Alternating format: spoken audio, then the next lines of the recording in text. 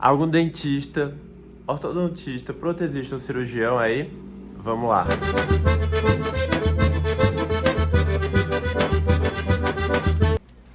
Há algumas semanas eu tinha colocado o artigo que a gente publicou recentemente, falando da relação do posicionamento do côndilo e do eixo de rotação condilar no planejamento da cirurgia ortognática. Apesar do intuito da pesquisa ser mais específico para a cirurgia ortognática, algumas descobertas que fizemos pelo contraste da literatura científica nos fez ter novas ideias, possíveis novas ideias, sobre a real definição do centro de rotação condilar e da relação cêntrica. Então vamos lá, o nosso artigo foram os métodos de posicionamento do côndilo e do centro de rotação mandibular usados para o planejamento da cirurgia ortognática. Foi realizada uma revisão sistemática junto com a professora Maria Cristina Deboni e o professor Fernando Melli.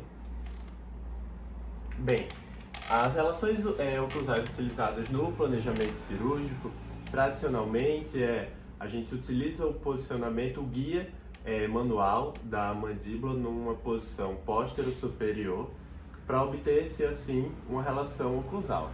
Essa relação oclusal, tradicionalmente, ela é chamada de relação cêntrica. Então, a gente manipula a mandíbula e, em consequência, a gente tem uma posição condilar.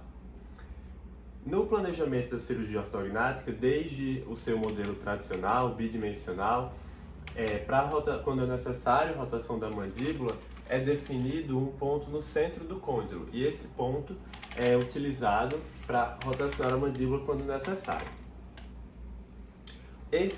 Essa forma de se planejar, alguns desses passos também foram transpostos para o planejamento virtual da cirurgia ortognática, e quando a gente precisa planejar a cirurgia, a gente também, o cirurgião posiciona a mandíbula numa direção póstero-superior, o que nos dá uma relação côndilo-fossa.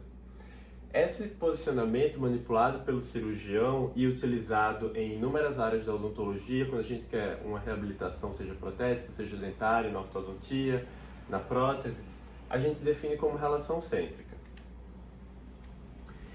Num estudo do Truitt, de 2009, ele observou comparar a definição de cirurgiões maxilofaciais e de ortodontistas quanto à definição da relação cêntrica.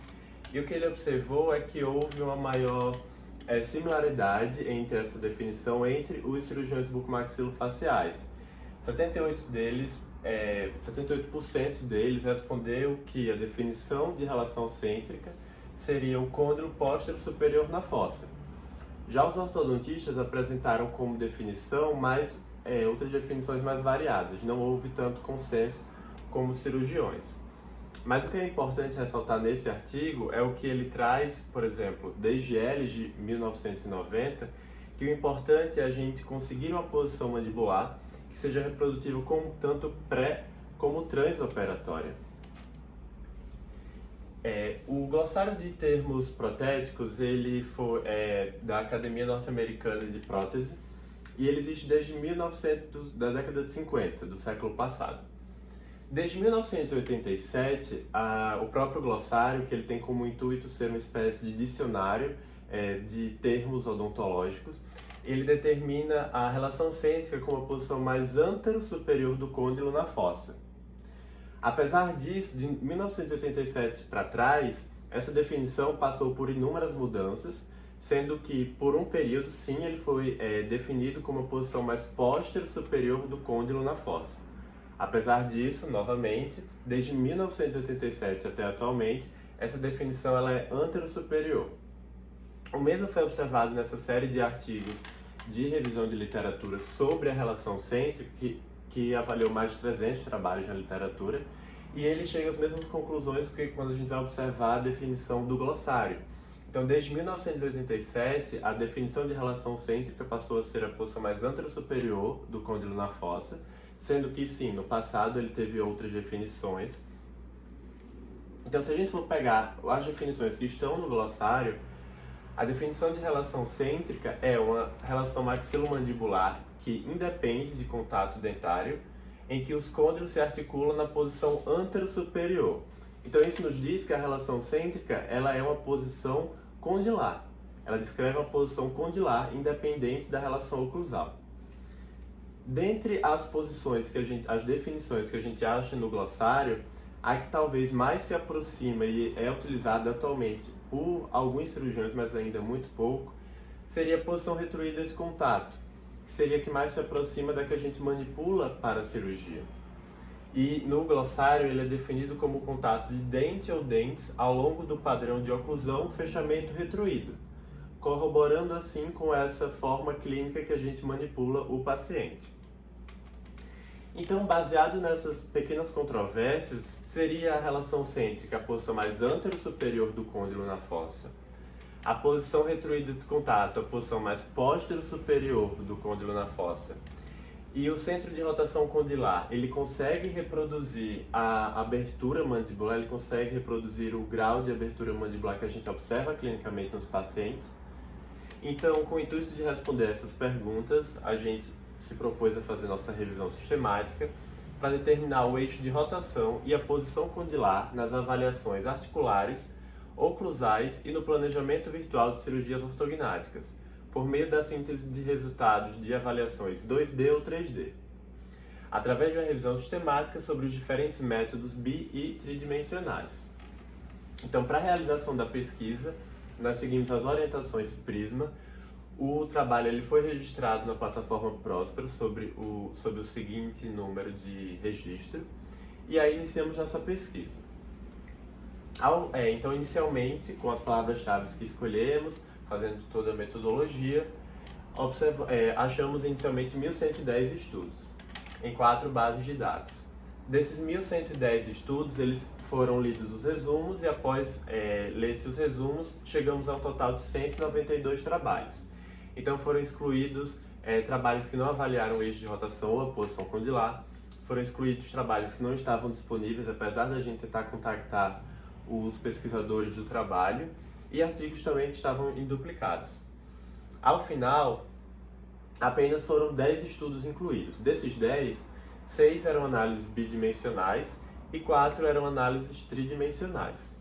Então, o que a gente observou, fazendo agora um paralelo do resultado já com a discussão, é que essa foi a primeira revisão sistemática da literatura que buscou avaliar o eixo de rotação e posição condilar, comparando com o planejamento bi- e tridimensional para avaliações articulares e oclusais da cirurgia ortognática. A gente observou que, apesar de serem apenas 10 estudos, eram estudos muito heterogêneos e por isso não foi possível realizar meta-análise desses trabalhos. Não houve consenso quanto à posição condilar em relação à fossa. Quando a gente avaliou o risco de viés dos estudos, dos 10, 9 apresentaram alto risco de viés e apenas um, o de Gallo, de 1997, apresentou um risco incerto de viés.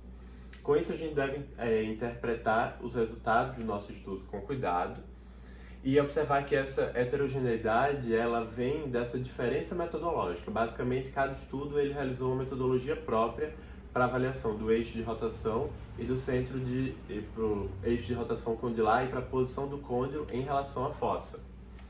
E isso dificulta um pouco possíveis generalizações das nossas conclusões. Quanto à posição côndilo-fossa, a gente observou que cada estudo, alguns estudos não avaliaram e os que avaliaram acharam diferentes posições côndilo-fossa, inclusive para mesmas posições de relações oclusais. Com isso, não houve consenso sobre a posição côndilo-fossa e a gente tem que ter em mente que a relação côndilo-fossa é dependente da relação oclusal. Então, para cada relação oclusal que a gente obter, a gente vai ter uma diferente relação côndilo-fossa. A gente não vai ter uma mesma relação côndilo-fossa para diferentes relações oclusais. Elas estão conectadas. Então, há necessidade de um consenso conceitual entre as especialidades da odontologia, dentro da odontologia, para evitar essa grande variabilidade de achados, observando-se uma mesma relação oclusal e observando, em consequência, diversas relações côndilo-fossa. E essas falhas estão relacionadas à conceitualização dessas relações oclusais. Portanto, devido a essas falhas no nosso trabalho, no nosso estudo, a gente utilizou o glossário como uma espécie de guia para a categorização, para a definição dessas relações oclusais. Quanto às relações oclusais em si, também foram observadas diversas relações oclusais nos estudos. E apesar de toda essa variabilidade, o que a gente observou e analisou após o contraste de toda essa literatura é que, na verdade, na cirurgia ortognática não há apenas uma relação oclusal para toda a sua realização. Observamos e sugerimos que, na verdade, há duas relações oclusais. Então, inicialmente, quando a gente manipula a mandíbula do paciente para obter um guia, esse guia que o paciente vai usar para fazer a tomografia para a realização do planejamento, é utilizada a posição retruída de contato, que é essa posição manipulada da mandíbula, que ela é obtida clinicamente e ela é reproduzida tanto na obtenção da oclusão intermediária durante a cirurgia, como também previamente para a realização do planejamento. Então a gente tem uma oclusão em que a gente obtém tanto clinicamente para planejar a cirurgia e a gente reproduz ela igual no transoperatório, manipulando essa mandíbula nessa posição póstero-superior, obtendo-se assim uma posição retruída de contato. Já a máxima intercuspidação habitual é utilizada para a oclusão final do paciente, a oclusão em que ele vai usar funcionalmente após a cirurgia. Então, a posição côndilo-fossa nesse momento vai estar em relação cêntrica e a gente obtém a oclusão final da cirurgia ortognática em máxima intercuspidação habitual. Se ficou um pouco confuso, a gente tem que retomar aquele conceito lá inicial que a relação cêntrica ela é uma definição da posição condilar, independente da relação oclusal. Então a relação cêntrica é a posição antero-superior do côndilo na fossa, que acreditamos, isso também não se tem tanta certeza na literatura, mas o que nós sugerimos é que a relação cêntrica é a posição funcional do côndilo.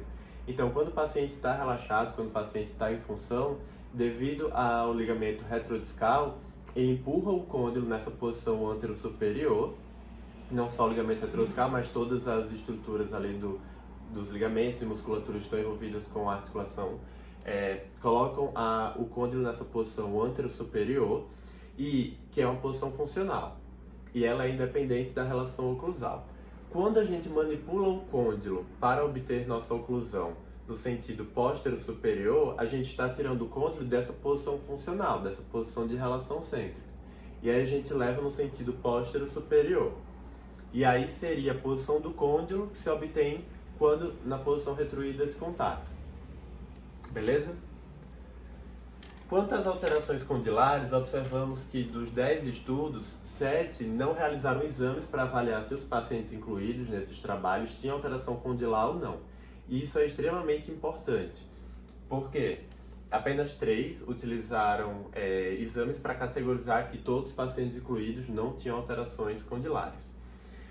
Trabalhos que não avaliam se o côndilo, um trabalho que vai avaliar posição condilar, rotação condilar e não avalia se esse côndilo tem alguma alteração ou não, ele não nos dá certeza de que seus resultados foram precisos, porque alterações condilares podem levar a alterações nesses parâmetros que a gente está avaliando. Quanto ao eixo de rotação, a maioria dos estudos observou que ele se encontra numa posição póstero inferior.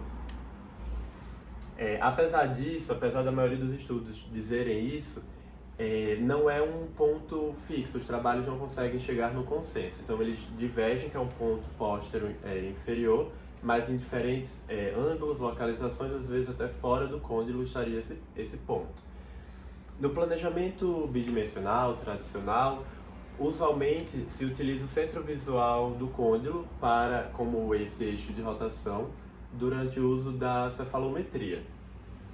Vários trabalhos, como disse, encontraram esse eixo de rotação fora do côndilo e a gente acredita haverem duas divergências para esses achados. Primeiro, as imprecisões de mensuração dos diferentes métodos e os dispositivos e a deformação do tecido mole onde o sensor é posicionado. Então, alguns trabalhos utilizam um sensor sobre o côndilo, mas ele não toca o côndilo, ele toca a pele que fica por sobre o côndilo. E essa variação no tecido mole pode ter levado a essas variações que foram observadas nos estudos. Ainda quanto ao eixo de rotação, a gente categorizou a forma como os estudos trabalhavam de duas formas. Então, o CRI, que é o Centro de Rotação Instantâneo, que eram trabalhos que buscavam descrever uma rotação do côndilo de uma forma extremamente precisa, avaliar como esse centro de rotação do côndilo variava a cada milissegundo de abertura. E já o CRF é o Centro de Rotação Fixo, que busca ser um método mais simplificado e reprodutível. Apesar do CRI ser extremamente interessante para trabalhos científicos, mas do ponto de vista clínico, quando a gente quer transpor isso para o ponto de vista clínico e prático, ele fica um pouco impossível de se realizar. A gente precisa de algo simplificado e reprodutível para poder realizar no nosso dia a dia clínico. Outro dado importante é esse trabalho do Villamil, de 2012, que ele observou que os côndilos eles não funcionam de uma forma igual. Cada côndilo, num mesmo paciente, ele é único, ele tem uma anatomia única. Então ele vai realizar um percurso durante sua rotação e translação de forma diferente, de um côndilo de um lado para o outro. Então, metodologias que tendem a simplificar esse eixo de rotação, colocando o eixo de um lado como o outro, como um só, dificulta e torna impreciso o trabalho. É importante a gente entender que eles são únicos e eles vão realizar trajetórias independentes e diferentes. Nesse sentido, o trabalho clássico de Posselt, de 1952, ele afirma que até 20 milímetros de abertura bucal a gente tem apenas um movimento rotacional do côndilo. A gente sabe que durante o processo de abertura e fechamento mandibular há um movimento de rotação e translação associado. Mas Posselt, nesse trabalho, ele afirma que até 20 milímetros de abertura é um movimento puramente rotacional. Então fica um movimento um pouco mais simples para a gente conseguir identificar esse eixo de rotação. Dessa forma, corrobora um pouco com o que a gente busca, um centro de rotação fixo. Então, se até 20 milímetros de abertura o côndilo ele só realiza a rotação, é possível então a gente determinar um eixo de rotação único para conseguir avaliar a abertura mandibular até 20 milímetros de abertura. Nesse sentido, o que a gente busca e observa é que o importante do centro de rotação é que não necessariamente ele nos dê a precisão exata milimétrica de cada milissegundo, mas que ele seja preciso e reprodutível, de uma forma simplificada. Que seja uma metodologia simples, que permita individualização do eixo de rotação para cada côndilo e permita um planejamento reprodutível e confiável. Nesse sentido, esse trabalho do Dai, de 2013, avançou bastante. Ele buscou, usando uma metodologia de planejamento virtual, definir um eixo de rotação condilar. Ele transpôs o côndilo para um software, nesse software ele criou um centro geométrico desse côndilo e, segundo o trabalho dele, ele conseguiu achar um côndilo que um ponto simples, como a gente quer, fixo e simplificado.